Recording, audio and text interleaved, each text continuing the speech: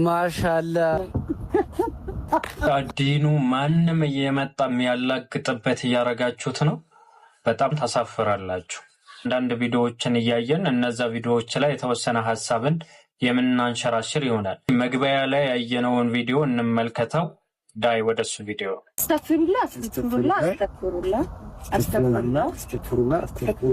ማሻአላ ለምን ማሻአላ እንዳለ ሁላችንም የምናውቀው ነገር ነው። እንግዲህ ልጁ ነን ሙስሊም ነው፣ ካፊር ነው፣ ግን ሙስሊም ናት እህታችን። ግን በአላህ ስም አላህ ጥራት ይገባው እያለች ነገር ግን በዛ ነገር ላይ እያሾፉ እየቀለዱ ነው። እያወቁ በዲን ላይ ማላገጥ፣ በአላህ አንቀጾች ማላገጥ፣ በነቢዩ አለይሂ ሰላቱ ወሰላም መልእክቶች ማላገጥ ኩፍር ነው። በነገራችን ላይ እኔ አይደለሁኝ ያልኩት ጌታችን አላሁ ሱብሓነሁ ወተዓላ ነው።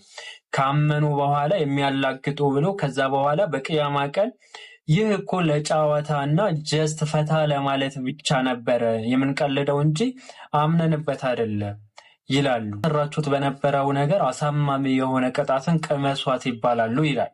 ታዲያ ዛሬ ላይ በሚያሳዝን ሁኔታ በዲን መገለጫ የሆኑ ነገራቶች በጣም የሚያሳዝነው ደግሞ ለነን ሙስሊም የእስልምና ትክክለኛ ሃይማኖትነት ማሳየት እያለብን ጭራሽ በዲን አልኢስላም እያላገጥን ከዛ ደግሞ እሱን ደግሞ እንደፈለገ እንዲሆን እያደረግን፣ ይህ በጣም የሚያሳዝን ነገር ነው። መታረም አለበት። ጥል ደግሞ ረመዳን ላይ እንዲህ አይነት ነገር ማድረጋችሁ በጣም የሚያሳዝን ነው። ዛሬ ላይ እያየንን ነው። ዛሬ ላይ በጣም በሚያሳዝን ሁኔታ እንግዲህ እነዚህ ሰዎች ተዋቸውና ኢስላሚክ ኮንተንት እንሰራለን የሚሉ ኮንታ የገቡ ሰዎች ኢፍጣር እያሉ ወንድና ሴት አንድ ላይ ሆኖ ዛሬ እከሌ ሴት ነው መጋብዘው ከዛስ ሱሪዋ ታሳያለች። አረ አሰላሙ አለይኩም ስትል እኮ በጣም ነው ደስ የሚለኝ። እሺ ሱሪዋ እየዘለለች ታሳያለች። አደብ የሌላት ሀያ የሌላት የሴትን አደብ የሌላቸው ሰዎች በቃ ኢስላሚክ የሆነ ኮንተንት ላይ በጣም ተጽዕኖ እየፈጠሩ ናቸው ይባላሉ። እኛ አሁን የሆነ ፐርፌክት ሆነን አይደለም እንዲህ የምናወራ። እኔ ፐርሰናሊ አቡሳ ላይ በጣም ብዙ ወንጀሎች አሉብኝ ግን እንዴት ነው በአደባባይ ሱሪ ለብሳ ሱሪዋን እያሳየች ምናምን ነገር ኢፍጣር ሰዓት የሌለ እንትን እያላችሁ ምናምን ነገር አላህ ይጠብቀን። ወደ ሌላ ቪዲዮ ስንሻገር ግን ሰሞኑ አነጋጋሪ የሆኑ ጉዳዮች ነበሩ አይደለ? በበጎ አድራጎት ወይም ደግሞ ሰዎችን እንረዳለን ብለው ራሳቸው እየተረዱ የነበሩ ሰዎች ነበሩ። እነዚህ ሰዎች ከዚህ በፊት እንዲህ ነበረ የነበሩት። እስቲ እንመልከታቸው። ላግባሽ ምሽተሁኝ እያለ ሲለምን ወደ ኢስላም ግባ አለችው በወኔ ዘይኑን የራቀ ሰው ባላይሆንም ለኔ ስማኝ እንዲህን ተብሎ ነበረ። እንግዲህ አንድ ሴት ከሀጀነቢ ጋር ያላትን ቀረቤታ ኧረ እኔ እኮ እንዲህ ነኝ፣ እኔ እኮ በራሴ እተማመናለሁ፣ እኔ እኮ እንዲህ ነኝ፣ እኔም እኮ እንዲህ ነኝ የምትል ከሆነ ሰይጣን ራሱ እንዲህ ያለ ነው ከአላህ ረህመት የተባረረው። እና ዛሬ ላይ እኔ በራሴ ይተማመናለሁ፣ እንዴት ነው ያቺ ሴት የምትፈትነኝ ምናምን ነገር ይላሉ። ከዛ መጨረሻ ላይ ደግሞ እንዲሆንኩኝ፣ በዚህ ገባሁኝ፣ በዚህ ገባሁ፣ በዚህ ወጣው ይላሉ። ከመማቀቅ አስቀድሞ መጠንቀቅ የሚባል ነገር አለ እና የሆኑ ጉዳዮች ሲከሰቱ አይደለም ነገራቶችን መጠንቀቅ ያለባቸው፣ ወደዛ የሚያዳርሱ ነገራቶችን መተው አለባቸው። አላህ ላተቅረቡ ዚና ሲል እኛን የፈጠረን አምላክ ስለኛ ጠንቅቆ ስለሚያውቅ ነው።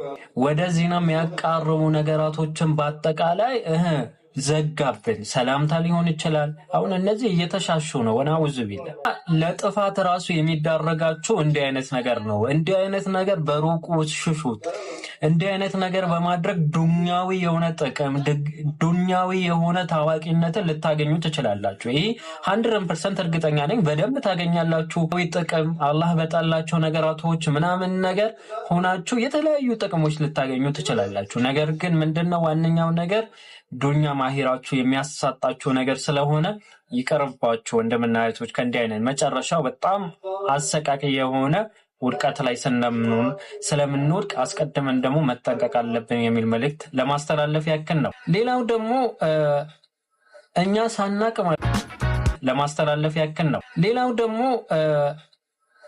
ሳናቅ ማለት ነው አያቶላ የሞቱትን አያቶላ የሙስሊም ስጋ ቤት ተከፈተላቸው። ምርቃቱ መቼ እንደነበረ ባናቅም እስቲ እንመልከት። አያቶላህ ጀግናው መሪ ተአምረኛው አያቶላህ የካፊሮች ራስ ምታት አያቶላህ ካሚኒ ታሪከኛው ማለት ይሄው ታሪክ ጥሎ ሄዷል። አያቶላህ የሙስሊም መሪ ጀግናው የካፊር እንትን ምናምን ሱኒዎችን ይጨፈጨፍ ነበረ። እግረ መንገዳችሁ ይህም አንሱት። እሺ እግረ መንገዳችሁን ያም አንሱት። ሶሪያ ላይ ኢራቅ ላይ ያደረገው የጨፈጨፈው የሙስሊሞችን ወይም የሱኒዎችን ግድያ ደግሞ በዛው እግረ መንገዳችሁ በተወሰነ መልኩ ራሱ ሪሰርቾች አድርጉ። በቃ እኛ ማታምኑ ከሆነ ጎግል ትገባላችሁ። ከዛ በኋላ ሰርች አድርጋችሁ ዲቴል ይመጣላችኋል፣ የራሳቸው ንግግር ጨምር ማለት ነው። ኦኬ አንተ እንዲህ ስትል ማለት ነው ኢቨን በሚሳኤል ቢመታ ደስ ይለዋል። አንተ ግን እዚህ ታሽቃብጣለህ ነው። ለማንኛውም ግን ስጋ ቤቱ ገብታችሁ ሚሳኤል እንዳይኖረው ጠንቀቅ ብላችሁ ብሉ።